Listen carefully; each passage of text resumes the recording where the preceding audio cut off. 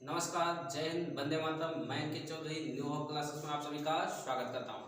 और आज हम बात करेंगे भूगोल विषय के, जिसका नाम एक टॉपिक रहेगा महाद्वीप। और महाद्वीपों में हम पढ़ेंगे कि महाद्वीपों की क्या क्या विशेषताएं होती हैं, उससे लेकर के कैसे कैसे प्रश्न पूछे जाते हैं, सभी की आज बात करेंगे। ठीक है, तो चलते हैं। सबसे पहले महाद्वीपी जो विस्थापन सिद्धांत है वो किसने दिया है, तो वो दिए थे हमारे वेगनर महोदय। तो महाद्वीपी विस्थापन सिद्धांत देने वाले व्यक्ति कौन है? वेगनर महोदय। वेगनर महोदय जी ने बताया कि जो हमारी पृथ्वी है, पृथ्वी की जो स्थल मंडल है, ये क्या स्थल मंडल, जल मंडल के नीचे क्या पाई जाती है? प्लेटें पाई जाती है। तो प्लेटें तीन तरीके से गति कर रही हैं। एक तो एक दूसरे के समानांतर गति कर रही हैं, दूसरे एक दूसरे के पास आ रही हैं, एवं एक गति जो है आपके एक दूसरे से दूर जा रही है, एक दूसरे से दूर जा रही है। इन्हीं गति के कारण आगे जाकर के क्या हुआ? महाद्वीपों की उत्पत्ति हुई। ये किसने बताया? तो ये वेगनर महोदय जी ने। और इसी में इन्होंने कहा कि संपूर्ण पृथ्वी पर पहले एक स्थल भाग हुआ करता था और एक हमारा जल भाग हुआ करता था। जो जल भाग होता था उसे हम बोलते थे पैथालासा। जल वाले भाग को हम क्या बोलते थे? पैथालासा। एवं स्थल वाले भाग को हम क्या बोलते थे? उसको हम बोलते थे पेंजियम। क्या बोलते थे? पेंजियम। अब देखो, हमें याद करने में कैसे आसानी रहेगी। देखो, जल वाला भाग हमारा क्या होता है? ज्यादा होता है। तो इसमें देखे जाए तो वर्णों की संख्या किसमें ज्यादा है? तो पैथालासा में वर्णों की संख्या अधिक है और पेंजियम में कम है। तो कम मतलब स्थल और ज्यादा मतलब पैथालासा। ओके, तो अब देखो, इसी प्लेटों की गति करने के कारण क्या हुआ? इसी भूभाग में, मतलब जो हमारा पेंजिया था, इस पेंजिया में क्या हुआ? विखंडन हुआ। विखंडन हुआ और विखंडन के बाद, विखंडन मतलब इनके टूटने के बाद क्या हुआ? यही स्थल भाग दो भागों में बट गया। ये हमारा, और उसमें जो दो भागों में बटा था, इन दो भागों में एक तो हमारा उत्तरी जो क्षेत्र था उसको हम बोलते थे अंगारा लैंड, और जो दक्षिण में था उसको हम बोलते थे गोंडवाना लैंड।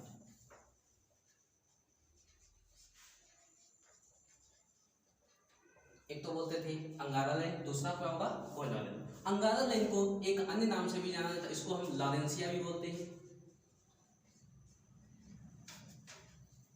इसको हम लॉरेंसिया भी बोलते हैं। अब देखो, लेकिन जो हमारे बीच में ये जल वाला जो भाग आ गया, ये जो जलीय क्षेत्र हो गया, इस जलीय क्षेत्र को हम क्या बोलते थे? तो इस जलीय क्षेत्र को हम बोलते थे टेथिस सागर। टेथिस सागर। अब देखो, टेथिस सागर ये क्या था? एक सागर हुआ करता था। और इस सागर की क्या खास बात थी? तो यह एक सागर ऐसा था जो कि उथला था। कैसा था? उथला। तो कई बार प्रश्न पूछ लेते हैं कि निम्नलिखित में से उथला सागर कौन सा था? तो कौन था आपका? टेथिस सागर। एक प्रश्न और पूछ लेता है कि जहां पे आज वर्तमान समय में हिमालय पर्वत है, वहां पे पहले क्या हुआ करता था? तो क्या हुआ करता था? टेथिस सागर। तो ये भी प्रश्न पूछ लेता है कि जहां पे पहले टेथिस सागर है, आज वहां पे क्या है? हिमालय। इसीलिए हिमालय की कब्रगाह, हिमालय की कब्रगाह किसे कहा जाता है? तो हिमालय की कब्रगाह कहा जाता है हमारे टेथिस सागर को। ओके, अब देखो, इसी अंगारा लैंड से और इसी गोंडवाना लैंड से फिर इनमें भी क्या हुआ? क्योंकि प्लेटें गति कर रही हैं और इस गति करने के बाद क्या हुआ? इसमें भी विखंडन हुआ और इसके टूटने के बाद इन्हीं से क्या हुए? हमारे कितने? 7 महाद्वीपों की उत्पत्ति हुई। कितने महाद्वीपों की? 7 महाद्वीप। यदि पूछा जाए कि हमारी पृथ्वी पर कितने महाद्वीप हैं, तो 7 महाद्वीप हैं। अगर महासागरों की संख्या पूछी जाए तो कितनी है? तो वो हमारी रहेगी 5। तो महासागर हमारे कितने होंगे? महासागरों की संख्या है 5 एवं महाद्वीपों की संख्या कितनी होगी? तो यह संख्या हमारी रहेगी 7 रहेगी। अब देखो, जो हमारे महासागर हैं वो किससे बने हैं? तो महासागर बने हैं, अभी हमने कहा कि कालांतर में उनसे क्या कहते थे? तो पैथालासा। तो महासागरों की उत्पत्ति किससे हुई? तो पैथालासा से। और महाद्वीपों की उत्पत्ति हुई तो किससे हुई? किससे? उसका मूल क्या था? तो पेंजिया था। क्या था? पेंजिया था। अब देखो कई बार सारे प्रश्न ऐसे भी पूछ लेता है कि निम्नलिखित में से जो हमारे 7 महाद्वीप हैं उनमें से कौन सा महाद्वीप अंगारा लैंड का है और कौन सा महाद्वीप हमारे गोंडवाना लैंड के। तो आगे हम बात करेंगे किसकी? गोंडवाना लैंड कम अंगारा लैंड की, जिससे कि कौन कौन से। ओके, तो अब देखो ये पृथ्वी, इसी में हमने अभी इसकी बात की। तो कौन था ये? तो हमारा अंगारा लैंड। और ये हमारा कौन था? तो गोंडवाना लैंड।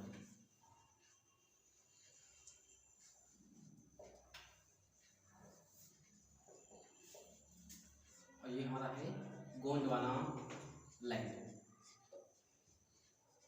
अब देखो बहुत आसान है, इसमें याद करने की कोई आवश्यकता है ही नहीं। सबसे पहले हम देखते हैं कि ये हमारी पृथ्वी, और इसी में हमने देखा है कि ये वर्तमान परिदृश्य है। ये हमारा उत्तरी अमेरिका हो गया, दक्षिणी अमेरिका, ग्रीनलैंड, ग्रीनलैंड के बाद यूरोप, ये हमारा होगा अफ्रीका, और ये हमारा इंडिया हो जाएगा, और ये एशिया हो जाएगा। इसी में से ये ऑस्ट्रेलिया हो जाएगा, और ये हमारा क्या हो जाएगा? अंटार्कटिका महाद्वीप। तो देखो पहला हमारा कौन होगा? उत्तरी अमेरिका, दक्षिणी अमेरिका, यूरोप, एशिया एवं अफ्रीका, अंटार्कटिका और ऑस्ट्रेलिया। तो 7 महाद्वीप हो गए। अब देखो हम कैसे पता करेंगे किसकी उत्पत्ति? देखो तो उत्तर में हमारा कौन सा होगा? तो ग्रीनलैंड, सॉरी उत्तरी अमेरिका। तो उत्तरी अमेरिका की किससे उत्पत्ति हुई? तो उत्तरी अमेरिका की उत्पत्ति हुई किससे? उत्तरी अमेरिका हमारा आ जाएगा पहला, तो उत्तरी अमेरिका। उसके बाद कौन होगा हमारा? ग्रीनलैंड। दूसरा कौन होगा? ग्रीनलैंड। देखो उत्तर में है ग्रीनलैंड। उसके बाद हमारा कौन होगा? यूरोप।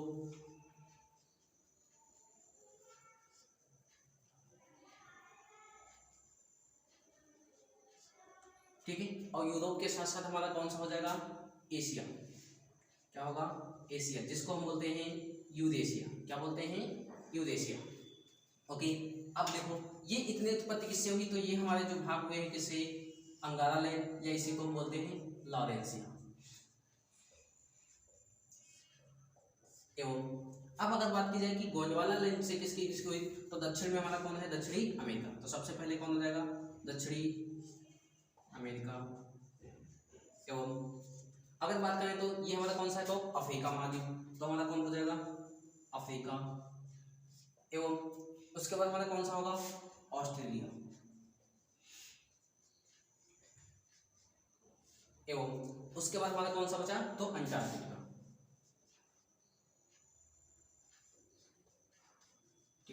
महाद्वीप। एवं अब देखो सबसे पूछने वाला क्वेश्चन, देखो अभी तक एशिया की बात की जाए तो एशिया किससे उत्पत्ति हुई? तो किससे हुई? तो अंगारा लैंड से। लेकिन जो प्रादीपी भारत ये वाला जो भूभाग है, इसकी उत्पत्ति अगर देखा जाए तो किससे हुई है? तो किससे हुई है? वो हमारा होगा क्या होगा? गोंडवाना लैंड से। क्योंकि अगर देखा जाए वर्तमान परिदृश्य में देखा जाए तो पहले अगर प्राचीन काल में देखा जाए तो भारत जहाँ पे आज ऑस्ट्रेलिया है वहां पे प्रादीपी भारत हुआ करता था। तो हमारा प्रादीपी भारत भी किस में आ जाएगा? इसको नोट करके रखना, प्रायद्वीपीय भारत भी किसका अंग है? तो यह किसका अंग है? तो हमारा किसका होगा? तो गोंडवाना लैंड का। अब देखो जो वर्तमान में हमारे महाद्वीपों की उत्पत्ति हुई है, उन उत्पत्तियों के आधार पर अगर इनको हम देखें, किसके आधार पर? क्षेत्रफल के आधार पर। एवं दूसरा हमारा क्या होता है? जनसंख्या के आधार पर। दोनों के हमें क्रम ध्यान रखना है कि क्षेत्रफल के आधार पर सबसे बड़े महाद्वीप एवं जनसंख्या के आधार पर सबसे बड़े महाद्वीपों को ये पूछ ले रहे तो बहुत ही आसान, इसमें कुछ करना ही नहीं। देखो सबसे पहले ये हमारे जहाँ पे देखो हम लोग जहाँ पे रहते हैं वहाँ पे जनसंख्या हो कुछ भी हो, हम लोग क्या रहते हैं? सदैव आगे रहते हैं। तो क्षेत्रफल में कौन होगा सबसे अधिक? हम लोग कहाँ पे हैं? एशिया। तो क्षेत्रफल की 10 से सबसे बड़ा महाद्वीप कौन होगा? तो कौन होगा? एशिया होगा। ओके, नेक्स्ट बात की जाएगी क्षेत्रफल की दृष्टि से दूसरा सबसे बड़ा महाद्वीप कौन होगा, तो दूसरा हमारा कौन होगा, तो अफ्रीका।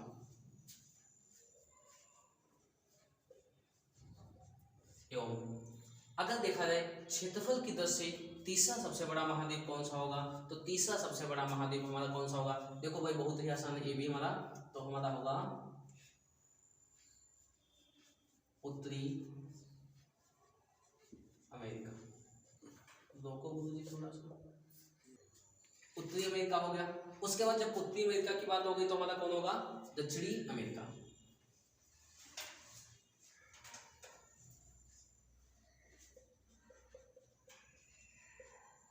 कौन होगा, दक्षिणी अमेरिका। एवं उसके बाद देखा जाए तो उसके बाद हमारा कौन होगा, तो अंटार्कटिका। पांचवें नंबर पर क्षेत्रफल की दृष्टि से कौन सबसे बड़ा होगा, तो अंटार्कटिका।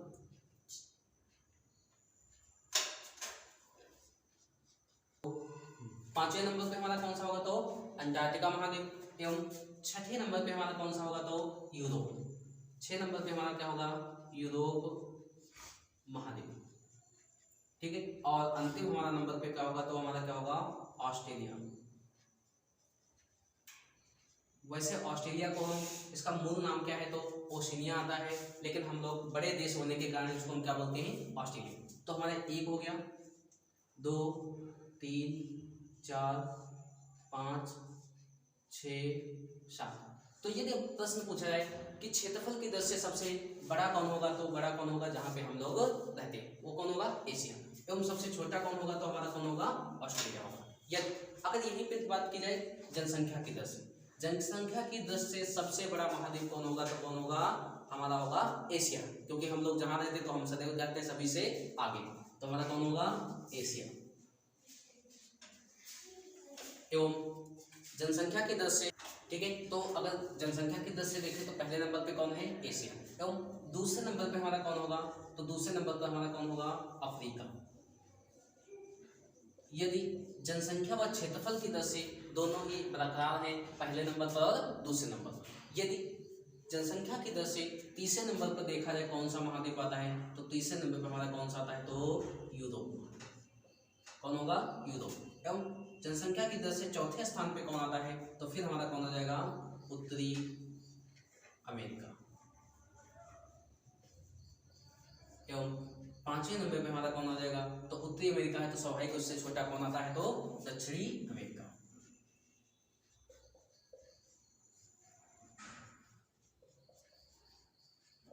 एवं अगर देखा जाए कि क्षेत्रफल की दृष्टि से छठे स्थान पे कौन है, तो हमारा छठे स्थान पे कौन होगा, हमारा तो ऑस्ट्रेलिया।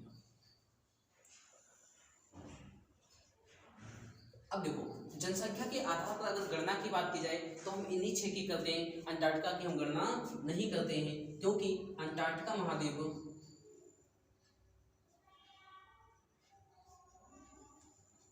महाद्वीप पर कोई भी जनसंख्या स्थायी रूप से निवास नहीं करती, निवास नहीं करती है, जिसके कारण हम इसकी जनसंख्याओं में गणना नहीं करते। तो हमारा अगर वैसे भी देखा जाए तो क्योंकि यहाँ पे हम लोग क्या करते जाते हैं, तो शोध करने के लिए जाते हैं या पर्यटन के लिए भी लोग जाते हैं, वहीं पे यहाँ पे निवास करते हैं, बाकी कोई स्थायी रूप से परमानेंटली कोई निवास नहीं करता है। तो जनसंख्या की तरफ से देखा जाए तो सबसे बड़ा कौन होगा, तो हमारा एशिया होगा, और उसके बाद हमारा सबसे छोटा कौन होगा, ऑस्ट्रेलिया। अगर अंटार्कटिका की भी बात की जाए तो वैसे तो सबसे कम कौन हो जाएगा, तो हमारा अंटार्कटिका, क्योंकि इसको हम क्या बोलते हैं, निर्जन महाद्वीप। निर्जन मतलब कोई स्थायी रूप से निवास नहीं करता है। ओके, तो ये क्या है, हमारे क्षेत्रफल की दृष्टि से और जनसंख्या की दृष्टि से सबसे बड़े महाद्वीप। अब हम महाद्वीपों की एक एक महाद्वीप लेकर के बात करेंगे, किस महाद्वीप की क्या विशेषता है उसकी बात करेंगे। तो सबसे पहले हम बात करेंगे किसकी, अंटार्कटिका महाद्वीप। छोटा महाद्वीप है, बहुत आसानी से समझेंगे। ओके, तो अब हम बात करेंगे कि अंटार्कटिका महाद्वीप को लेकर के इसकी क्या क्या विशेषताएं हैं और उनकी विशेषताओं को लेकर के क्या क्या प्रश्न पूछे जाते हैं, उन सभी की बात करेंगे। तो चलिए भाई बना लेते हैं अंटार्कटिका महाद्वीप। ये हमारी क्या है, पृथ्वी। और हम जानते हैं पृथ्वी के किस गोलार्ध में पाया जाता है, तो दक्षिणी गोलार्ध में पाया जाने वाला जो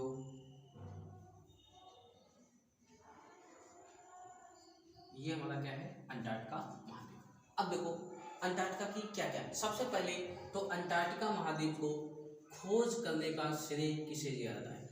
तो खोज इसकी किसने की थी? तो खोज किए थे कैप्टन कुक ने किया था। किसने किया था? कैप्टन कुक ने। अब देखो कैप्टन कुक से लेकर के बहुत सारे प्रश्न बनते हैं। कैप्टन कुक नाम की एक आपकी चोटी भी है। अब कैप्टन कुक नाम की आपकी जो एक जल संधि है जो कि आपके कहाँ पे पड़ती है? तो न्यूजीलैंड में पड़ती है। ओके, तो अगर अंटार्कटिका की खोज कैसे पूछा जाए तो किसकी होगी? तो कौन होंगे? आपके कैप्टन कुक होंगे। ओके, अब देखिए इसको लेकर के सबसे पहले इसके पूछे जाते हैं कि अंटार्कटिका महाद्वीप की क्या क्या। ओके, अब देखो अंटार्कटिका महाद्वीप की खोज करने का श्रेय किसे जाता है? तो कैप्टन कुक को जाता है। अब देखो अंटार्कटिका महाद्वीप को कई अन्य नामों से भी जाना जाता है। देखो जैसे इसको हम लोग श्वेत महाद्वीप, किसके नाम से? श्वेत महाद्वीप के नाम से भी जानते हैं। अब श्वेत महाद्वीप क्यों कहते हैं? देखो क्योंकि इस महाद्वीप पे, क्योंकि दक्षिणी गोलार्ध में तो सूर्य का प्रकाश बहुत, देखो प्रकृति के खिलाफ बना दिए क्योंकि इतना छोटा तो है नहीं सूर्य, मान लेना, ठीक है। अब देखो प्रकृति के खिलाफ, अब यहाँ पे सूर्य का प्रकाश नाम मात्र का मिलता है जिसके कारण यहाँ पे सदैव क्या बनी रहती है? बर्फ रहती है। अब बर्फ का रंग कैसा होता है? तो सफेद होता है, जिसके कारण इसको हम क्या बोलते हैं? श्वेत महाद्वीप बोलते हैं। अब देखो दूसरा भी इसी को हम एक और नाम से जानते हैं, इसी को हम बोलते हैं निर्जन महाद्वीप। क्या बोलते हैं? निर्जन महाद्वीप। अब निर्जन का मतलब क्या होता है? निर्जन, जहाँ पे जनसंख्या स्थायी रूप से निवास नहीं करती है उसी को हम बोलते हैं निर्जन। तो यहाँ पे जनता कोई भी स्थायी रूप से निवास नहीं करते हैं, इसीलिए हम उसको बोलते हैं निर्जन महाद्वीप। तो उसी के बाद देखो जब जनता स्थायी रूप से निवास नहीं करती है, अब देखो इसी को हम बोलते हैं विज्ञान, यानी कि विज्ञान को समर्पित महाद्वीप।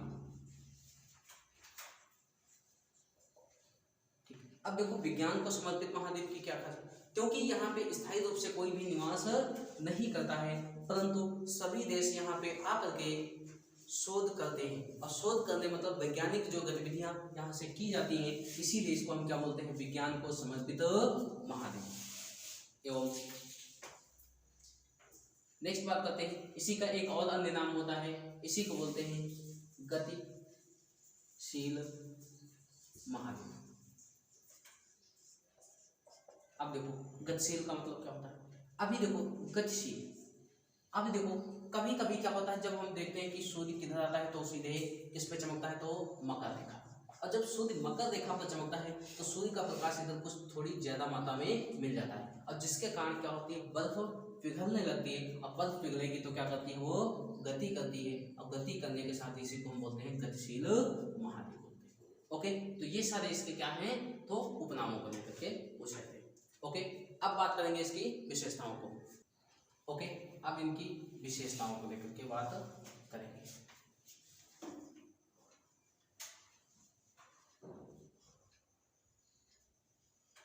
ये हमारा क्या है? अंटार्कटिका महाद्वीप। अब देखो इसकी क्या क्या विशेषताएं हैं। सबसे पहले अंटार्कटिका महाद्वीप पर अंटार्कटिका महाद्वीप की स्थलीय सीमा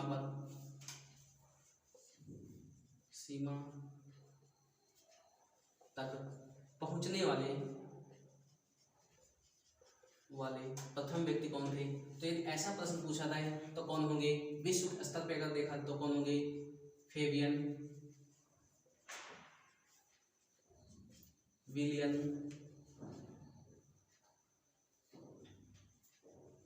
विलियम शासे। तो अगर क्वेश्चन पूछा जाता है कि विश्व के ऐसे पहले व्यक्ति कौन है जो कि अंटार्कटिका महाद्वीप में पहुंचे थे, तो कौन होंगे? फेबियन विलियम शासे। परंतु हमें क्या देखना, हम क्योंकि हम लोग कौन है? भारतीय, तो भारत को भी हम पहचान ध्यान रखेंगे। तो प्रथम भारतीय जो कि अंटार्कटिका महाद्वीप की मुख्य भूमि तक पहुंचे वो कौन हमारे थे? उनका नाम था रामचरण। क्या नाम था? रामचरण। तो रामचरण जी सबसे पहले कहाँ गए थे? तो अंटार्कटिका की मुख्य भूमि तक पहुंचे थे। अगर यही भी प्रश्न पूछा जाता है कि अंटार्कटिका के बजाय अगर पूछ लेता है कि दक्षिणी ध्रुव पर पहुंचने वाले पहले व्यक्ति कौन? तो पहले व्यक्ति कौन होंगे? तो हमारे कौन होंगे? एमेंडसन जी, एमेंडसन, जो कि कहाँ के हैं? ये हमारे कहाँ के? तो नार्वे के। लेकिन हमें किसका ध्यान रखना है? तो हम भारतीय हैं तो भारत का भी ध्यान रखेंगे। तो प्रथम भारतीय व्यक्ति, प्रथम भारतीय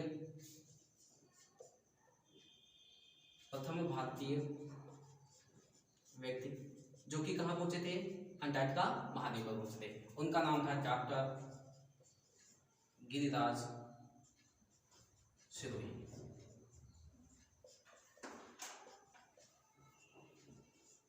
तो डॉक्टर गिरिराज सिरोही पहले दक्षिणी ध्रुव पर पहुंचने वाले व्यक्ति थे जो कि भारतीय थे।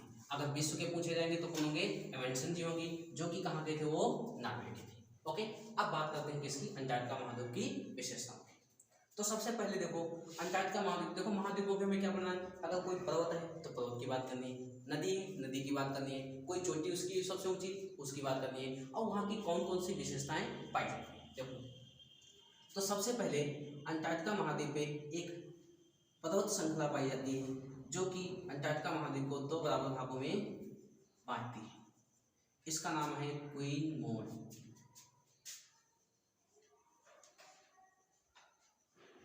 तो ये क्या है? अंटार्कटिका महाद्वीप की सबसे लंबी पर्वत श्रृंखला, सबसे लंबी पर्वत श्रृंखला। अब देखो अगर इसी पर्वत श्रृंखला की सबसे ऊंची चोटी की बात की जाए तो इसका नाम क्या होगा? Wings of massive.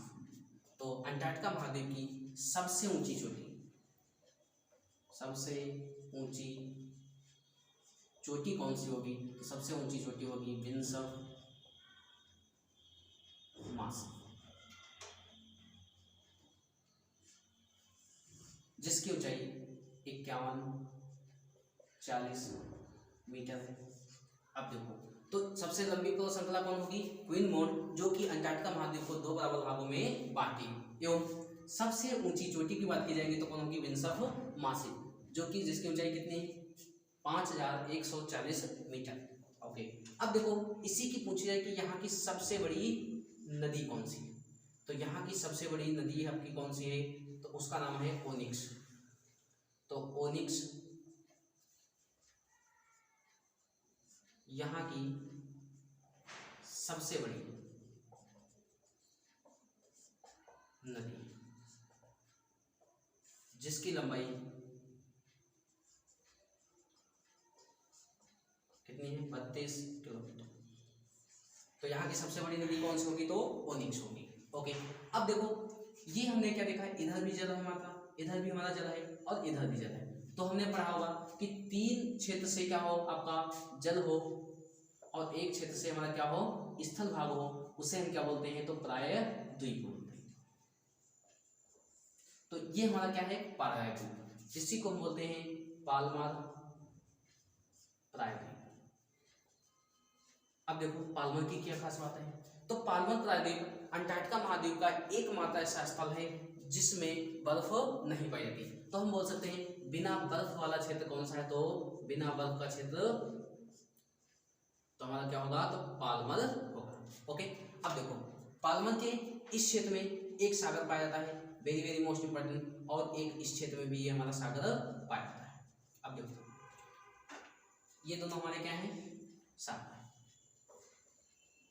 ये भी हमारा क्या होगा? सागर। अब देखो इस सागर का नाम क्या है? वेलेंट सागर। तो ये क्वेश्चन पूछा जाए कि वेलेंट सागर आपका कहाँ पाया जाता है? तो कहाँ पाया जाता है? तो अंटार्कटिका महाद्वीप में, और भी किसके पास में? तो पालमर प्रायद्वीप के पास में। ओके, अब नेक्स्ट पूछा जाए एक ये हमारा सागर है, इसका नाम क्या है? रास। क्या नाम है? रास सागर। और ये हमारा वेरी मोस्ट इंपॉर्टेंट, क्योंकि रास सागर विश्व का सबसे बड़ा समुद्री जैव संरक्षित क्षेत्र, सबसे बड़ा समुद्री जैव संरक्षित क्षेत्र घोषित किया गया। तो इसीलिए हमारा ये इंपॉर्टेंट हो जाता है राव सागर। क्यों? क्योंकि विश्व का सबसे बड़ा जैव संरक्षित क्षेत्र कौन है, अगर पूछा है तो कौन होगा, राव सागर। राव सागर कहाँ पाया जाता है, तो अंटार्कटिका महाद्वीप में। ओके, अब देखो इसी की अन्य खास बात, देखो हमने कहा था कि ये क्या है, विज्ञान को समर्पित। किसको है, विज्ञान को समर्पित। तो विज्ञान को समर्पित है तो भाई का यहाँ पे क्या होंगे, कुछ ना कुछ तो हम शोध करने के लिए आते हैं। तो भारत भी यहाँ पे क्या करने आता है, शोध संस्थान। तो अपने यहाँ पे क्या खोल रखे, शोध संस्थान। अब देखो तो भारत के कितने शोध संस्थान है, 3 संस्थान। सबसे पहला कौन था, तो हमारा सबसे पहले था गंगोत्री। ये कब बना था, 1983 में। उसके बाद हमारा कौन सा बनाया गया, तो अगला हमारा शोध संस्थान बनाया गया जिसका नाम है मैत्री। अब मैत्री हमारा कब बना था, 1987 में। एवं वर्तमान में भी हाल ही में थोड़े दिन पहले की मतलब तो 2 आपका कौन सा बना था, तो हमारा भारती। अब भारती हमारा कब बना था, 2012 में। तो भारत के कितने शोध संस्थान स्थित है यहाँ पे, 3। कौन कौन से, गंगोत्री, मैत्री और भारती। अब देखो इन्हीं में से वर्तमान समय में अगर देखा जाए तो गंगोत्री हमारा क्या चल रहा है, बंद चल रहा है, क्योंकि ये हमारे क्या है, नष्ट होने की कगार पर है गंगोत्री। ओके, लेकिन मैत्री और भारती हमारे सुचारू रूप से चल रहे हैं। ओके, अब देखो इसी की अन्य खास बातें क्या क्या है, इसी पे हम लोग आप लोग पढ़े होंगे कि ओजोन छिद्र, क्या, ओजोन छिद्र। सबसे पहले ओजोन छिद्र कहाँ पे खोजा गया था, तो ओजोन छिद्र हमारा कहाँ पे खोजा गया था, ओजोन छिद्र की पहली खोज कब हुई थी, तो ओजोन छिद्र की खोज की गई थी 1985 में। कहाँ पे की गई थी, तो इसकी खोज हुई थी अंटार्कटिका महाद्वीप पर। तो इसीलिए कई बार आपको पूछ दिया जाता है कि ओजोन छिद्र के संरक्षण में सबसे पहले खोज 1985 में कहाँ पे की गई, अंटार्कटिका महाद्वीप पर। और इसी के प्रपेक्ष में जस्ट इसी के 2 साल बाद 1987 में, कब, 1987 में, और डेट हमारी क्या है, 16 सितंबर 1987 को, कहाँ पे, मॉन्ट्रियल में एक, मॉन्ट्रियल कहाँ पड़ता है, तो कनाडा में। काहे के लिए फेमस है, अखबारी कागज के लिए। बहुत सारे इंपॉर्टेंट क्वेश्चन बनते हैं। तो मॉन्ट्रियल कहाँ स्थित है, तो कनाडा। ओके, अब देखो ये सम्मेलन किया गया, और इस सम्मेलन में सबसे पहले अगर बात की गई तो किसकी की गई, तो ओजोन संरक्षण की। इसीलिए हम प्रत्येक 16 सितंबर को कौन सा दिवस मनाते हैं, तो हम प्रत्येक 16 सितंबर को कौन सा दिवस मनाएंगे, तो ओजोन दिवस के रूप में मनाते हैं। अब देखो इसी के जस्ट 5 वर्ष बाद, कितने वर्ष बाद, 5 वर्ष बाद, अब अगर 87 में 5 जोड़ दिया तो कितना हो जाएगा, 1992। कब, 1992। और डेट भी हमें ध्यान रखनी, कब, 22 अप्रैल 1992 को एक सम्मेलन होता है। कहाँ पे होता है, तो रियो डी जेनेरियो। ये कहाँ पड़ता है, तो ये पड़ता है हमारा ब्राजील। अभी हाल ही में थोड़े पिछले जो इससे पहले जो ओलंपिक हुए थे वो कहाँ हुए थे, तो रियो डी जेनेरियो। और कहाँ पड़ता है, ब्राजील। और ब्राजील तो हम लोग जानते हैं काहे के लिए फेमस है, तो ब्राजील हमारा दक्षिणी अमेरिका का सबसे बड़ा राज्य भी है, सॉरी देश भी है। ओके, अब देखो तो इसी रियो डी जेनेरियो में इसी सम्मेलन को हम क्या बोलते हैं, तो इसी सम्मेलन को हम बोलते हैं पृथ्वी सम्मेलन। सबसे पहले पृथ्वी के बारे में जो है संरक्षण की बात की गई, तो इसको क्या बोलते हैं, पृथ्वी सम्मेलन। इसीलिए प्रत्येक 22 अप्रैल को हम लोग किस दिवस के रूप में मनाते हैं, तो किस दिवस के रूप में मनाते हैं, पृथ्वी दिवस के रूप में मनाते हैं, पृथ्वी दिवस के रूप में मनाते हैं। ओके, तो इसको किस दिवस के रूप में मनाते हैं। ओके, अब बात करते हैं यहाँ की अन्य विशेषताओं की।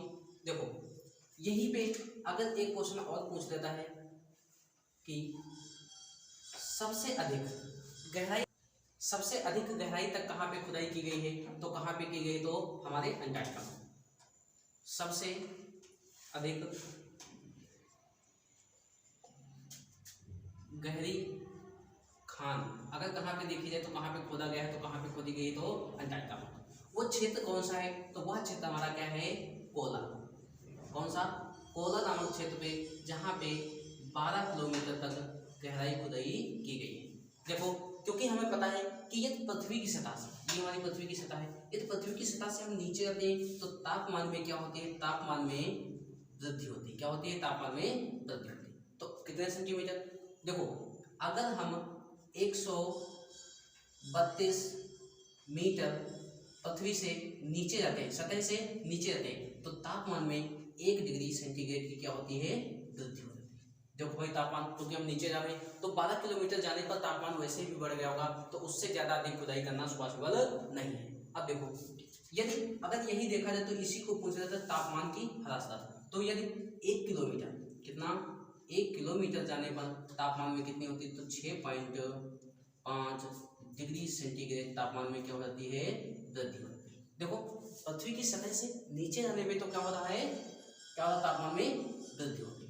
यदि अगर क्वेश्चन पूछा रहा है कि पृथ्वी की सतह से ऊपर जाने में तापमान में कमी होगी या वृद्धि होगी, तो क्या होगी? यदि सतह से हम ऊपर जा रहे हैं तो तापमान में क्या होगी? कमी होगी। क्या होती है? कमी होती है। कितने सेंटीमीटर? देखो कितने मीटर जाने पर?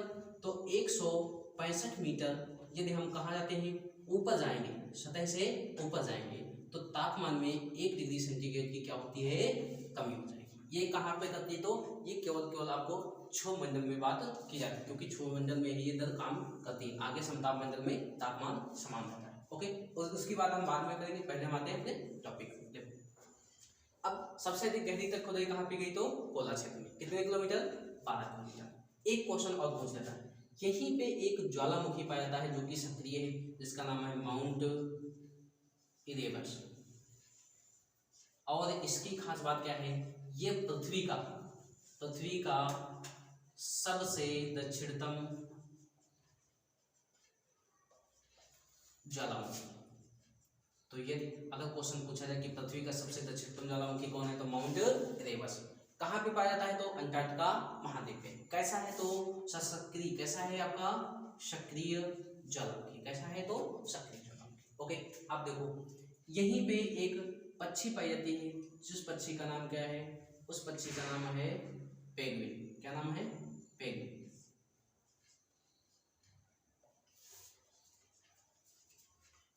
तो पेंगुइन पक्षी कहाँ पे पाया जाता है? तो पेंगुइन पक्षी कहाँ पाया जाता है? तो अंटार्कटिका महाद्वीप। क्योंकि हमें पता है पेंगुइन पक्षी को ठंडी क्षेत्रों में पाई जाती है, तो ठंडी क्षेत्र आपको जानते हैं कि यहाँ पे समपूर्ण क्षेत्र में क्या पाई जाती है? बर्फ। तो पेंगुइन पक्षी कहाँ पाया जाता है? तो हमारा कहाँ पाया जाता है? तो अंटार्कटिका महाद्वीप। यहीं पे देखो कुछ वनस्पतियाँ पाई जाती हैं, जैसे हमारी लाइकेन, मार्श नाम की प्रमुख क्या पाई जाती है? तो वनस्पतियाँ पाई जाती हैं। अगर मछली की बात करें तो यहाँ पे एक मछली भी पाई जाती है, जिसका नाम क्या है? क्रिल। क्या नाम है?